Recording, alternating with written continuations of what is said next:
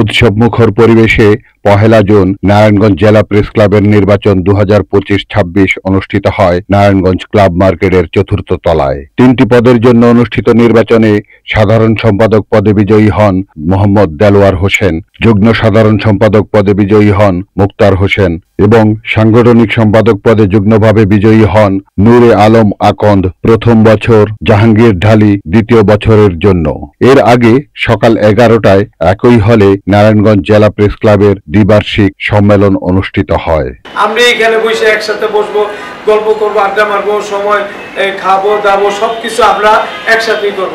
এখানে হার জিতের কোনো আমি মনে করি কিছু নেই, তবে একটা প্রতিদ্বন্দ্বিতা লাগে, সেই হিসাবে আমরা প্রতিদ্বন্দ্বিতা করছি। আমার প্রস্তাব থাকবে আপনার মাধ্যমে যে চাঁদাটা যে ভিত্তিক করাও হয় 50 টাকা, একেবারে বেশি না, ওই ক্ষেত্রে বেশি না, যদি মাসিক এটা আদায় করা হয়। আর যদি 500 আদায় করেন তো 2 বছর এটা বড় একটা অ্যামাউন্ট হয়ে যায়, তো 6 দুগুণে 1200 টাকা অনেক যেন বাড়ে না। তো আমি আমার প্রস্তাব থাকবে চাঁদা বাড়াইতে আমার আপত্তি নেই, সমর্থন করি, কিন্তু এটা মাসিক আদায় করার ব্যবস্থা করলে বোধ হয় সবার জন্য সুবিধা, কারণ মাসে 50 টাকা কারো গায়ে লাগবে। এখন নির্বাচিত প্রার্থীদের আমি নাম ঘোষণা করছি। মোহাম্মদ দেলোয়ার হোসেন সাধারণ সম্পাদক, মোহাম্মদ মুক্তার হোসেন যুগ্ম সাধারণ সম্পাদক, সাংগঠনিক সম্পাদক নূরে আলম আকন প্রথম বছর করবে উনি, আর জাহাঙ্গীর ডালিম সাংগঠনিক সম্পাদক দ্বিতীয় বছর উনি করবেন।